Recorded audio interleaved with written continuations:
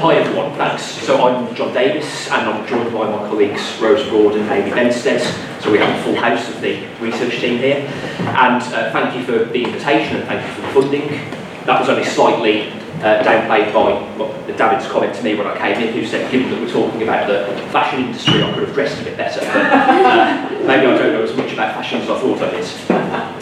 So we're going to be talking about the issue of modern slavery and digitisation in the fast fashion industry, especially with regards to garment manufacturing. And when we talk about digitisation, from the research we did primarily come across the issue of blockchain technology, but it's not exclusively limited to that. So we're going to be talking a bit about the general background of modern slavery and the fast fashion sector, which Amy and Rose will say a bit about, and then we'll go into some of the preliminary findings, given that it was a seed funded project. We hope to do something a bit more wide-ranging with that eventually. So one of the subcategories of criminology, which is where I'm based, is the issue of corporate and organisational crime. So in other words, we think about the role of legitimate businesses and organisations in perpetrating criminal and harmful activity. We don't just see the problem of crime as perpetrated by bad individuals, bad people doing bad things. We think about, well, how individuals perhaps located within organisations, and how does that give them the means and the setting and the rationale to commit crime or for the organisation or for themselves. And it's really in that spirit that Amy, Rose and I talked about the project, because we felt that the role of digital technology is becoming increasingly important in legitimate markets, especially with regards to the issue of how we conceptualise the problem, how is modern slavery organised within legitimate businesses and markets, and importantly, what do we do about it? And it's really the latter that we're primarily focusing on for this project. So that's just a bit about where we're coming from and what we thought about in relation to this. And of course, a big part of that is how do we hold companies accountable for their broader ethical commitments, and we'll say a bit more about what we found from the project in relation to the use of digital technology and so on. And we've put out a research question there: to what extent can digital technology improve transparency provisions against modern slavery in these supply networks? So I'll briefly pass over to Rose, who will say a bit about modern slavery. Well, are you saying? Yeah, sure. Okay. Hi. So yeah, my research is mainly in modern slavery and human trafficking. So, like John said, we kind of came together. And my research isn't really in corporate kind of regulation, because the main focus of human trafficking and modern slavery has been in sex trafficking. That's where it's all interesting. But corporate regulation and labour exploitation has increased. The attention to it has increased more recently. So it's kind of sneaked into what I've been doing. So the Modern Slavery Act 2015 has been kind of lauded as by Theresa May and people who've invented it as world leading. I think I would question that, but particularly being world leading in introducing these Section 54 transparency in the supply chain provisions, or TISC provisions. So that's the kind of context that I came to this to. I think the background to this is important to recognise, because the kind of focus on labour exploitation really only came about, like lots of policy does, as a knee-jerk reaction to the Morecambe Bay tragedy, the cockle pickers in 2004. That then attention came, we really need to watch out what people are doing when they're in charge of vulnerable groups of marginalised people who are working in the periphery of the labour market. So we need to do something about that. They then came up with the Gang Masters Licensing Authority, which is now called the Gang Masters of Labour Abuse Authority, but actually is really small. It initially had a remit to regulate agriculture and fisheries, and now it's massively expanded to all kinds of sectors, but has about less than 100 members of staff. So it's really small and just not capable of kind of doing the job that it has. More broadly, the UN Guiding Principles on Business and Human Rights have also instilled some, not obligation, but some requirements on businesses, but it's from a voluntary perspective, and that's the problem with a lot of this stuff. So the Section 54 TISC provisions were introduced in the Modern Slavery Act. A couple of years earlier, there was an attempt at a bill that didn't get through. There was a debate, and I think I love a key quote from there, that was from the House of Commons debate, that said we need to balance between free trade and fair trade, and the balance comes down on the side of free trade. So we're not going to introduce anything, we're not going to make companies responsible for knowing what's happening in their supply chains. We're going to just leave it on a voluntary basis. So this is what's happened in the TISC provisions. They're voluntary, and if you don't adhere to them, there's no criminal consequences. It just depends on the morality of big business, which we all know they've got lots of morals. So it relies on this kind of ethical orientation of businesses, which contrasts things like the bribery and corruption, which has a really gold standard. If you don't do that, you're going to prison. So people obviously prioritise that. So there's lots of problems with the kind of, the obligation to do it. There's not really a carrot and there's not really a stick. So you have to produce statements. The TISC provisions say, produce a statement, you have to host it on your website in a particular place, it has to be signed by particular people. The quality of the statements is really variable. Some businesses put a lot into it, some don't, all wants that. And it has seen the development of TISC in other jurisdictions. So New Zealand and Australia particularly are developing TISC legislation, and they're sort of learning from what's happened here and doing it a little bit differently and moving towards due diligence and having a little bit more requirements, but we haven't got that here. Hi everyone, so my research tends to focus on modern slavery, and in particular I look in the fashion industry, which is where I used to work as well, so that's how I've been brought onto this project. So the fashion industry is very complex, very global and really labour intensive. There are actually few areas for automation. There's often like high migrant labour, and this means that there are a lot of workers that are very vulnerable to exploitation. There's a lot of lack of visibility within the supply chain, and unfortunately we've seen a lot of high-profile scandals, whether that be social scandals such as factory fires, building collapses, the Rana Plaza in Bangladesh, but then also environmental scandals where you'll see polluted rivers or the use of toxic chemicals and so on. So we were really interested in looking at transparency within the fashion supply chains, and there is increased pressure for brands and retailers to become a lot more transparent, particularly from NGOs and then also with legislation as well. But really, brands and retailers don't know what's going on in their supply chain. They're starting to understand Tier 1 more, and there is a lot of pressure to at least publish their factory lists on their website, saying where their clothes were made. But when you start looking further along the supply chain, there is an incredible lack of visibility, and unfortunately we do not know who makes our clothes and what goes into the clothes, where the fabrics were bought, and if you trace it all the way down to the agricultural side, it really is quite messy and complex. So we're really keen to see what can digital technology do, and can that actually provide opportunities to improve this information transparency. Great, thanks Amy and Rose. So in terms of the data collection, it was a relatively small scale qualitative project, but mixed in with some more descriptive analysis. So we spoke to various stakeholders within the fashion industry, as well as those associated with regulators as well, a few people in tech companies as well. So these, certainly when it comes to researching white collar and corporate crime, many individuals in these often strategic positions, and we sometimes refer to them as experts or even elites, that can be quite difficult to access for projects such as this. So that often does result in smaller samples than we would like, but even so we think for a seed corn project it's a decent starting point. We're certainly not claiming to be generalisable or representative of the entire industry just from this one project, but we think there are a number of useful insights that we can build into future work. In addition, we also did a review of modern slavery, so Rose posted the transparency statements. We took we reviewed the Fashion Transparency Index from 2022-2023. That's essentially, it's an organisation that does a lot of stuff in relation to improving transparency within the fashion industry, but they also publish every year a ranking of the top 250, the biggest 250 companies in fashion, and their broader ethical commitments. So we zoomed in on their ethical commitments to look specifically at modern slavery and what they're doing, and that included their statements. So of the 250 companies listed, 118 had modern slavery statements. That doesn't mean that the others were non-compliant with that legislation. It just means that many of them weren't operating in the UK, and so they weren't legally obliged to produce one. So the 118 that we did have a look at, we took a deeper dive into some of their data, so to speak.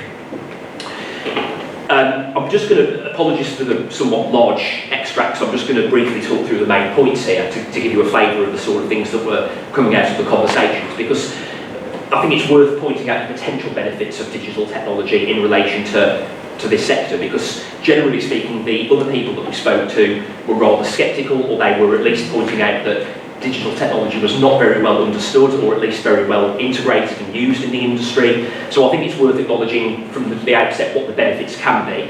And I'm sure that many of you in this room are familiar or very familiar with the idea of blockchain. So in the context of a business setting such as fashion, garment manufacturing, it's essentially used as a real-time ledger for business transactions, for storing contracts. So the idea is that improves transparency because lots of different supply chain actors have access to the same information to see whether, for example, workers are being paid properly, and you can't retrospectively amend that data without everybody else in that chain agreeing to it. So it's theoretically meant to be a bit more trustworthy. And this is what the chief executive of a tech company was essentially talking about. But what he interestingly did conclude with right at the end is that because you're making these grand claims about using blockchain technology in your supply chain operations or business practices, you need to be actually careful about what you're claiming on paper. 5 minutes? Okay. I need at least 20. Having said that, those are the potential benefits.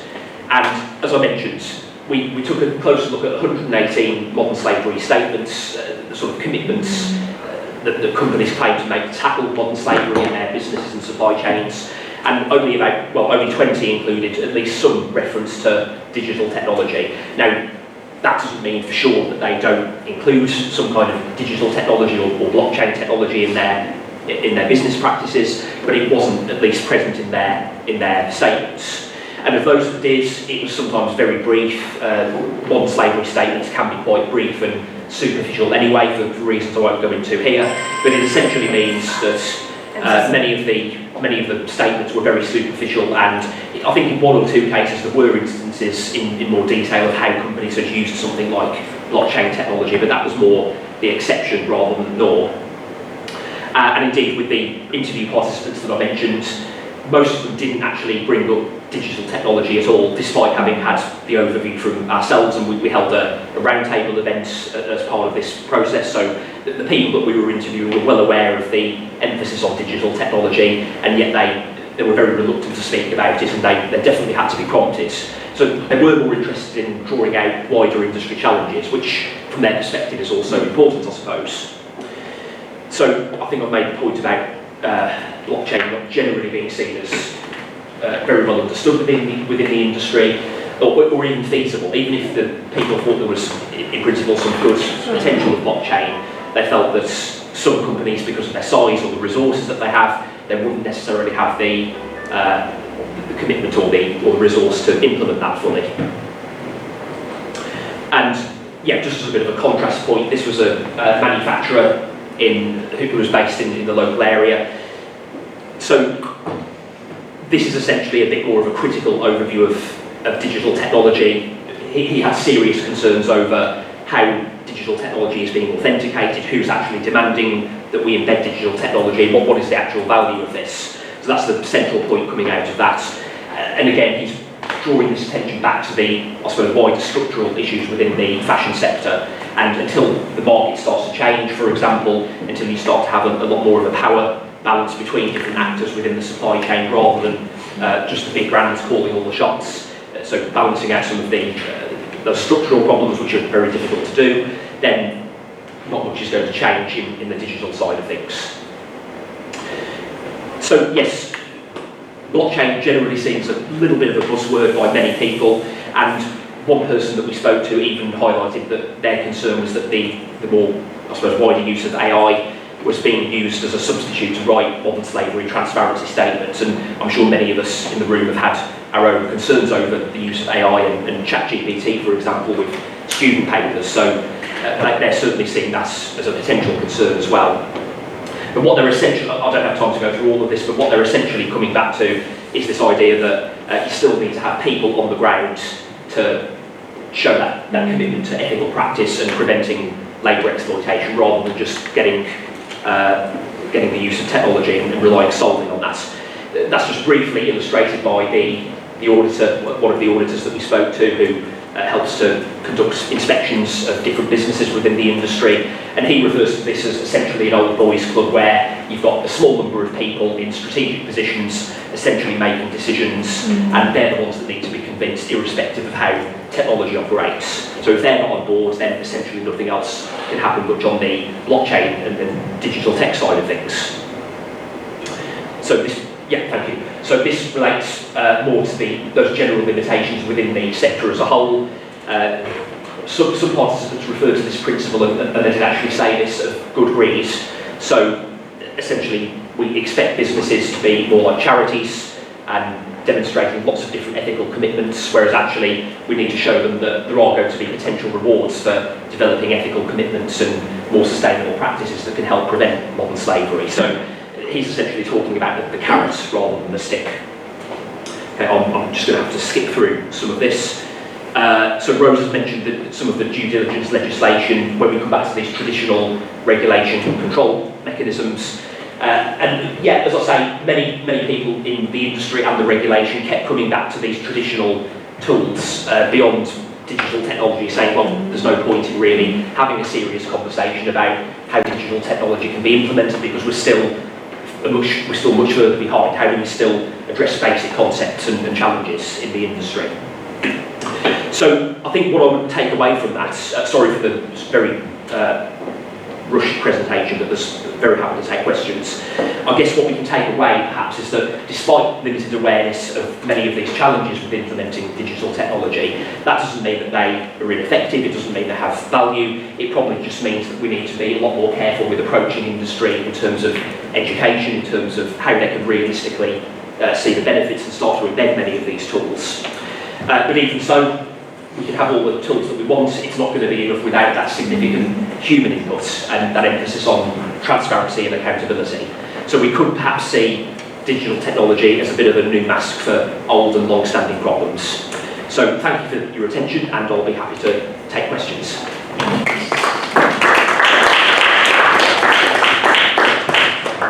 Thanks a lot, John. We have time for a couple of questions.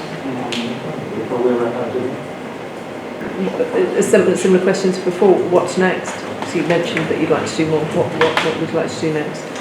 Yeah, I think in the immediate future we want to write up the findings from this, but I think in the longer run we would like to see a larger bit where we can really get into the detail, perhaps develop a partnership with someone in the fashion industry who might be willing to share some of their blockchain data, for example, so we can take a deeper look at some of the issues and what are the challenges they faced. We did actually, as part of a bigger consortium, we submitted a bid with some of our colleagues in law to examine these sorts of issues and I suppose the clothing industry in more general terms. That was unfortunately pushed back, so we might have to branch off and rethink our approach. But yeah, we would certainly like to partner up with people in the industry and think about how we can benefit them and get them to reflect on their experiences with things like blockchain. I don't know whether Amy and Rose have any further thoughts on what we're doing next, but We definitely want to do something next. yeah. But yeah, at the moment there's not many companies that have implemented blockchain, so it's some of those early adopters that would like to explore and see what's happening. And sorry, and does blockchain completely? So there's a historic problem of double bookkeeping in the fashion industry. So does blockchain completely eradicate this, or do you know what I mean? So can you just put fake data in and verify that with other fake factory friends, and then you've got. There is an issue that it's only as good as the data that's Yes, it's just a tool, wouldn't it? Yeah. Yeah, if you put crap data in, exactly. you're going to get rubbish data out of it, I suppose. And until the legislation is better, more robust, like John said, some of the statements were written by AI and some of them just really superficial. You can comply with the legislation just by saying we're not doing anything about it, and that's fine. Yeah.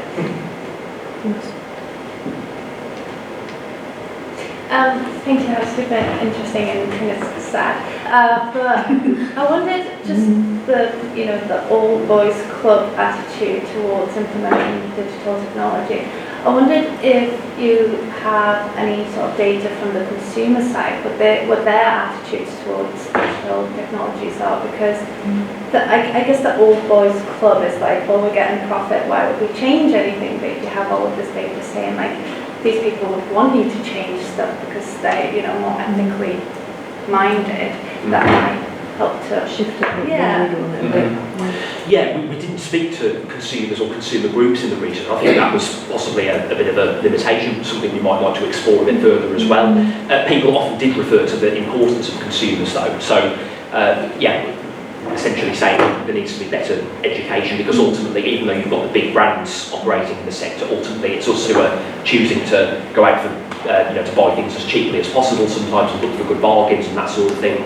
In fact, one of the participants, he actually approaches people when they're browsing in shops and says, "Oh, do you know that this might have been produced unethically?" So without sounding like a weirdo, he tries to do that. So it definitely came out in the research that it's probably something we'd want to explore a bit further longer term.